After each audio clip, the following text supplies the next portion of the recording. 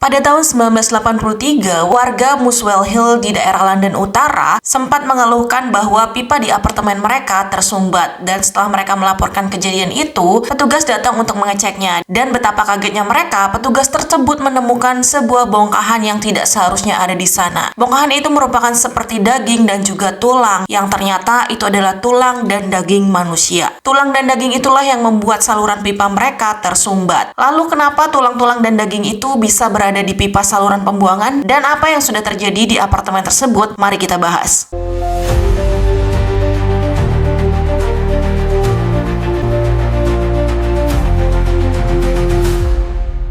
Halo guys, welcome back to my channel. Balik lagi bareng aku Putri Noari. Makasih buat kalian yang udah mampir, dan jangan lupa buat subscribe, like, dan juga komen, dan juga nyalakan notifikasi kalian biar kalian gak ketinggalan cerita-cerita seru dari aku.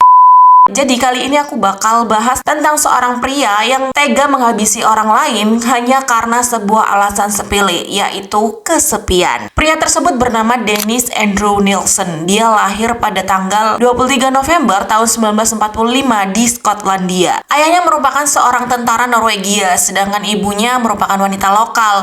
Tapi pernikahan mereka itu tidak langgeng karena ayahnya jarang di rumah, jadi mereka memutuskan untuk berpisah ketika si Dennis ini masih kecil. Dan satu-satunya orang yang membuat Dennis merasa dicintai adalah sang kakek. Sang kakek adalah seorang nelayan di mana ia sangat menyayangi Dennis. Dia juga sering menggendong Dennis kecil untuk berjalan-jalan di daerah pantai dekat rumahnya. Dan Dennis sudah menganggap bahwa kakeknya ini adalah segalanya dan juga pahlawan baginya. Namun sayangnya ketika usia Dennis 6 tahun, kakeknya ini meninggal dunia. Dan sejak kepergian kakeknya, Dennis dilanda dengan kesedihan yang amat sangat mendalam karena memang kakeknya adalah satu-satunya orang yang membuat dia merasa dicintai. Namun ketika melihat jenazah kakeknya yang ada di dalam peti, sang ibu mendekatinya dan sang ibu ini mengatakan bahwa kakek sedang tidur, dia pergi ke tempat yang lebih baik. Namun siapa sangka kalimat sederhana itu malah sangat membekas di pikirannya, di mana Dennis mengingat kata-kata tersebut sebagai sebuah kalimat yang baginya artinya adalah kematian hanyalah bentuk istirahat dan tubuh akan tetap ada di sana. Dan sejak saat itu, Dennis mengingat kematian sebagai hal tersebut. Sejak kepergian kakeknya pun Dennis menjadi orang yang lebih pendiam. Dia jadi suka menyendiri, bahkan dia jarang bergaul dengan saudara-saudaranya, apalagi dengan ibunya. Ia hanya menikmati waktu dengan duduk di pinggir pelabuhan sambil menyaksikan kapal-kapal nelayan tersebut lewat.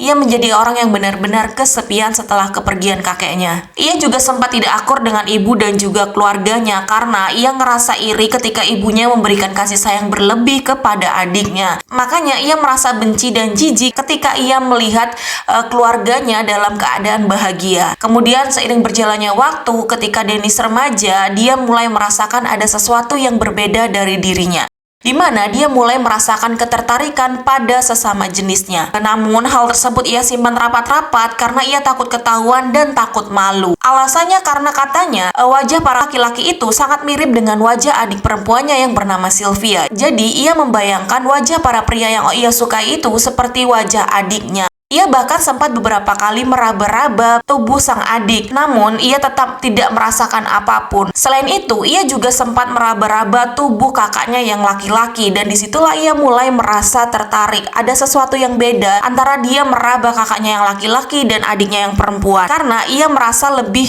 terpuaskan ketika ia meraba sang kakak yang laki-laki. Namun kelakuannya tersebut ternyata diketahui oleh sang kakak, dan sejak saat itu sang kakak ini menganggap bahwa si Dennis ini seorang gay, dan bahkan sejak saat itu kakaknya ini memanggil si Dennis ini sebagai ayam betina. Ayam betina adalah kata-kata gaul bagi anak Skotlandia yang artinya itu adalah perempuan.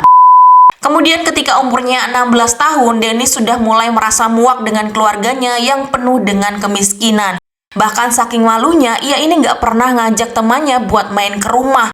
Karena ia takut malu karena memang finansialnya ini lebih rendah dibandingkan dengan teman-teman di sekolahnya. Makanya setelah itu dia memutuskan untuk masuk ke dunia militer. Ia berharap dengan masuknya ia ke dalam dunia militer itu bisa mengubah hidupnya dan asal-usulnya, di mana ia berasal dari daerah pedalaman. Di militer ia diajari sebagai chef ataupun koki, dan di sana ia juga dikenal sebagai orang yang rajin, disiplin, bahkan kerjanya sangat baik dan ia juga menikmati setiap kesempatan dan pembelajaran yang diberikan kepadanya. Bahkan ada suatu ketika ia juga diundang untuk menghadiri sebuah acara seremonial yang dihadiri juga oleh Ratu Elizabeth II. Di sana ia benar-benar merasa bangga karena ia bisa merubah dirinya yang dulu hanya orang dari pedalaman, sekarang dia bisa hadir di sebuah acara kerajaan. Namun ternyata selama tugasnya di militer itu tidak mengubah ketertarikannya kepada sesama jenis, bahkan yang ada ketertarikannya sesama jenis ini semakin menjadi. Sampai-sampai selama ia dinas di militer, ia tidak berani mandi bersama dengan teman-teman laki-laki yang lain karena ia takut melakukan sesuatu yang di luar kendalinya. Jadi ia lebih memilih mandi sendirian di kamar mandi tertutup. Sampai akhirnya pada tahun 1967 ia dipindah tugaskan ke daerah Aden yang sekarang menjadi Yaman. Nah, di sana berbeda dari tempat tugas sebelumnya. Di Aden ini ia mendapatkan kamar sendiri dan di dalam kamar itu juga dia hanya sendiri. Dan disitulah perilakunya menjadi semakin parah. Di dalam kamar yang sendiri itu, ia semakin bebas melakukan masturbasi sambil melihat dirinya telanjang di kaca. Dan itu membuat fantasinya semakin menjadi sangat gelap, di mana ia mulai mempunyai pikiran andai saja orang yang ada di sampingnya ataupun orang yang akan tinggal dengannya adalah orang yang sudah tak sadarkan diri ataupun meninggal, orang tersebut pasti tidak akan meninggalkannya, karena bagi dia yang paling ia takuti adalah sebuah rasa ditinggalkan dan juga kesepian. Masa tugasnya berakhir di tahun 1972 dan kemudian ia mendaftar lagi menjadi seorang polisi pada tahun 1973. Nah, selama menjadi polisi, ia merasa semakin kesepian dan bahkan kadang ia merindukan teman-temannya yang ada di militer. Jadi untuk mengusir kesepiannya, si Dennis ini lebih sering pergi ke bar tempat para gay berkumpul. Ia benar-benar merasa kesepian jika ia harus pulang ke rumahnya. Sampai akhirnya di tahun yang sama ayah kandungnya meninggal di Ghana dan Dennis diberikan warisan sekitar 260 jutaan pada waktu itu. Seiring berjalannya waktu, ia merasa bahwa pekerjaannya sebagai polisi tidak membuatnya senang dan nyaman. Jadi ia memutuskan untuk berhenti menjadi polisi dan melamar menjadi seorang pegawai negeri yang bertugas mencarikan pekerjaan untuk orang-orang yang tidak memiliki keterampilan. Di pekerjaan barunya, ia dikenal cukup cekatan. Ia juga baik, jujur, disiplin, bahkan ia sampai diangkat menjadi seorang pejabat eksekutif karena kinerjanya yang sangat baik. Namun, meskipun sudah pindah tugas, ia masih tetap saja merasa kesepian karena memang dia ini tinggal sendirian di rumahnya, guys. Jadi ia lebih sering menghabiskan harinya dengan meminum alkohol yang cukup banyak hanya untuk mengusir rasa kesepiannya tersebut.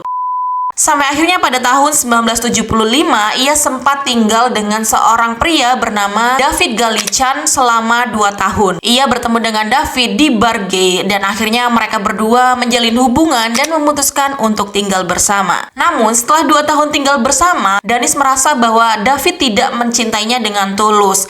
Dan akhirnya mereka memutuskan untuk tidak lagi tinggal bersama. Dan sejak saat itulah pikiran gelapnya kembali muncul. Bagaimana jika orang itu mati? Pasti dia tidak akan pergi meninggalkanku. Kemudian pada tanggal 30 Desember 1978, ia bertemu dengan seorang pemuda bernama Holmes di sebuah kedai minuman. Ia kemudian mengajak Holmes yang merupakan pemuda masih berumur 14 tahun itu untuk ke rumahnya. Di sana ia menyajikan minuman dan juga mendengarkan musik. Karena Holmes memang sangat menyukai minuman beralkohol, akhirnya ia mengikuti apa kata si Dennis. Sampai di apartemennya, mereka memang benar minum alkohol dan juga mendengarkan musik. Sampai akhirnya Holmes terlelap di sana. Dan ketika Holmes tidur, Dennis menatapnya dengan lembut dan juga dalam hatinya ia berkata, "Aku takut membangunkannya. Aku takut dia langsung pergi meninggalkanku," sambil ia membelai tubuh anak tersebut. Akhirnya rasa takut ditinggalkan itu membuatnya langsung mengambil sebuah dasi dan langsung menindih tubuh Holmes dan ia langsung mencekiknya menggunakan dasi tersebut hingga Holmes tak sadarkan diri. Kemudian setelah memastikan Holmes tak sadarkan diri, ia langsung menenggelamkannya ke sebuah ember yang berisi air dan di sanalah nyawa Holmes melayang di tangan Dennis. Setelah Holmes meninggal, Dennis kemudian memandikan mayatnya di bak mandinya dan kemudian setelah itu ia membaringkan mayat tersebut di tempat tidurnya sambil ia membelai tubuh Holmes dan setelah itu ia juga sempat melakukan masturbasi selama 2 kali di atas mayat Holmes. Dan setelah ia merasa puas, ia kemudian menyembunyikan mayat Holmes di bawah lantai rumahnya dan di sana ia menyimpannya selama hampir 8 bulan. Sampai akhirnya pada tanggal 11 Agustus tahun 1980 1979, Dennis membuat api unggun di belakang rumahnya dan sekaligus membakar mayat Holmes. Namun, apakah kejahatannya berhenti sampai di situ saja? Belum guys, masih ada banyak kejahatan si Dennis ini yang akan kita bahas di sini. Hanya selang 2 bulan dari ia membakar jasad si Holmes, ia kembali melakukan aksinya. Kali ini ia mengincar seorang mahasiswa asal Hong Kong yang bernama Andrew Ho. Dan kejadian ini terjadi pada Oktober tahun 1979. Modusnya sama, ia mengajak si Andrew Ho ini ke rumahnya untuk minum dan mendengarkan musik. Dan ketika Andrew lelah, ia langsung mencoba mencekiknya. Namun kali ini Andrew berhasil melawan dan dia berhasil kabur dari si Dennis. Si Andrew kemudian melaporkannya ke polisi. Dan kemudian si Dennis ini sempat dipanggil untuk dimintai keterangan. Namun setelah itu Andrew memutuskan untuk tidak memperpanjang kasus ini dan membatalkan penuntutannya. Dan sejak saat itu Andrew dan Dennis tidak pernah bertemu lagi. Namun kejadian itu tidak membuat Dennis jera guys, karena ia kembali melancarkan aksinya dan mencari mangsa baru. Hanya selang 2 bulan lagi setelah ia dilaporkan itu, pada Desember 1979, ia kembali bertemu dengan seorang mahasiswa asal Kanada yang berusia 23 tahun bernama Kenneth, di mana ia sedang menjalani turnya ke Inggris dan ingin mengunjungi kerabatnya yang ada di sana. Karena Dennis tahu bahwa Kenneth ini bukan asli Inggris, jadi ia menawarkan diri untuk mengajaknya ke tempat-tempat wisata yang ada di London. Nah, karena si Kenneth ini memang seorang turis di sana, jadi ia menerima tawaran Dennis. Mereka kemudian akhirnya berkeliling dan mengunjungi tempat-tempat wisata yang ada di London. Nah, setelah selesai puas mereka berkeliling, Dennis kemudian mengajak Kenneth ke rumahnya. Mereka di sana minum alkohol dan mendengarkan musik seperti biasa. Kemudian setelah Kenneth lengah, disitulah Dennis kembali melancarkan aksinya. Ia langsung mencekik Kenneth menggunakan kabel headphone yang sedang ia gunakan. Kemudian setelah Kenneth meninggal, seperti biasa ia langsung memandikan mayat Kenneth dan meletakkannya di atas kasurnya. Dan keesokan harinya, ia bahkan menyempatkan diri untuk membeli sebuah kamera Polaroid yang hanya akan ia gunakan untuk memotret tubuh Kenneth dengan berbagai posisi. Kemudian setelah puas ia memotret tubuh si Kenneth, ia langsung menelentangkannya di atas tempat tidur dan kemudian ia berbaring di sampingnya sambil menonton televisi, seolah-olah mereka sedang berbaring santai berdua menonton televisi. Sampai akhirnya setelah ia merasa puas, kemudian ia membungkus jenazah si Kenneth ini dengan sebuah plastik dan kemudian kembali menguburnya di bawah lantai rumahnya. Lalu kemudian apakah mayat Kenneth dibiarkan begitu saja di bawah lantai? Oh, tentu tidak guys. Si Dennis gila ini ada kali selama 2 minggu tuh 4 kali ia menggali mayat si Dennis ini, kemudian meletakkannya di sebuah kursi dan diajaknya menonton televisi bersama. Seolah-olah Dennis memiliki teman yang masih hidup dan bersantai bersamanya. Dan ternyata kejahatannya tidak berhenti sampai di situ guys. Setelah ia puas bermain-main dengan jenazah Kenneth, kini ia mendapatkan korban ketiganya lagi. Pada tanggal 17 Mei tahun 1980, ia mendapatkan korban ketiganya, yaitu seorang remaja berusia 16 tahun bernama Martin Duffy. Dennis bertemu Martin di tengah jalan, di mana saat itu keadaan si Martin ini sedang kelaparan dan juga kelelahan karena ternyata si Martin ini baru aja kabur dari rumah. Kemudian melihat kesempatan itu, Dennis mengajak Martin ke rumahnya dan menawarkan tempat tinggal dan juga makanan di sana. Martin yang sedang dalam keadaan kelaparan dan juga kelelahan dan tak ada tujuan, akhirnya ia pun mengiyakan ajakan Dennis untuk pergi ke rumahnya. Di sana Martin diberi makan, diberi baju, bahkan ia dipersilahkan tidur di tempat Dennis. Nah, karena memang itu rencana Dennis sebelum ia membunuh si Martin. Dan benar saja, ketika Martin ini terlelap, Dennis langsung mengambil kesempatan itu. Ia langsung duduk di atas tubuh Martin, lalu mencekiknya dengan sebuah tali hingga Martin tak sadarkan diri. Dan setelah Martin tak sadarkan diri, ia menyeret mayatnya ke arah wastafel dan menenggelamkan kepalanya di wastafel yang berisi air. Dan disitulah nyawa Martin melayang. Setelah kematian Martin pun, si Dennis ini tak berhenti-henti menciumi tubuh dan juga wajah si Martin. Bahkan ia juga membelanya dan bahkan melakukan masturbasi di atas jenazah si Martin. Emang gila guys. Selama 2 hari tubuh Martin kemudian diletakkan di dalam sebuah lemari. Sampai akhirnya Dennis melihat adanya tanda-tanda pembengkakan pada jenazah Martin. Dan kemudian Dennis cepat-cepat untuk menyimpannya di lantai bawah rumahnya. Dan setelah kejadian itu, apakah dia stop? Apakah Dennis berhenti melakukan kejahatan? Tidak, guys. Yang tercatat dari sumber, setelah melakukan kejahatan ataupun pembunuhan terhadap Martin, ia sempat melakukan setidaknya 8 kali pembunuhan. Dan korbannya adalah kebanyakan orang-orang tunawisma ataupun orang-orang yang kabur dari rumah yang kemungkinan tidak akan pernah dicari oleh siapapun. Dan mayat-mayat tersebut ia tumpuk di bawah lantai rumahnya. Beberapa mayat itu ia kumpulkan di sana semuanya sampai akhirnya mayat-mayat tersebut mengeluarkan bau yang tidak sedap. Bahkan ketika Dennis membukanya, ia melihat banyak sekali belatung yang menggerubungi mayat-mayat tersebut karena memang sudah mulai ada di fase membusuk. Dan Dennis sudah sempat untuk menghilangkan bau tersebut dengan menyemprotkan desinfektan, bahkan dia memberikan deodoran di atas mayat-mayat tersebut. Namun tetap saja bau menyengat dari mayat itu tidak pernah hilang. Dan akhirnya ia memutuskan untuk menggali semua mayat yang sudah ia kubur di bawah rumahnya itu. Kemudian ia membawanya ke halaman belakang rumahnya dan di sana ia membuat api unggun lalu membakar mayat-mayat tersebut. Kemudian untuk menyamarkan bau dari daging yang terbakar, ia meletakkan sebuah ban mobil besar di atas api unggun tersebut. Kemudian pada tahun 1981, sang pemilik apartemen menyuruh Dennis untuk segera pindah karena sang pemilik apartemen ini ingin merenovasi habis-habisan apartemen tempat Dennis tinggal itu.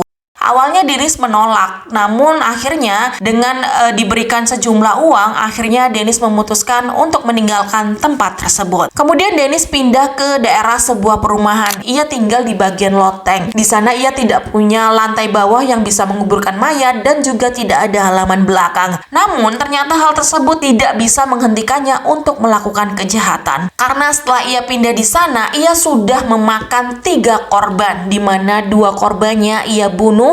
Namun yang satu masih selamat. Namun ia berhasil memanipulasi korban selamat itu supaya tidak melaporkannya ke polisi. Pada tanggal 26 Januari 1983, Dennis menemukan korban terakhirnya. Kali ini seorang pria berumur 20 tahun bernama Stephen Sinclair. Seperti biasa, Dennis menemukan orang-orang ini sebagai orang yang terlantar ataupun hilang arah.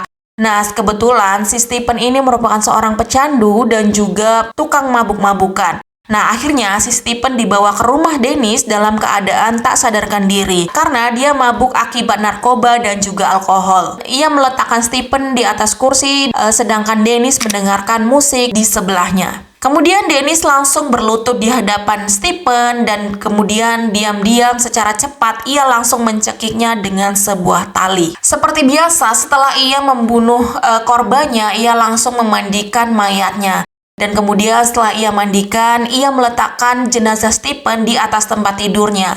Lalu ia menaburkan bedak di atas jenazah tersebut.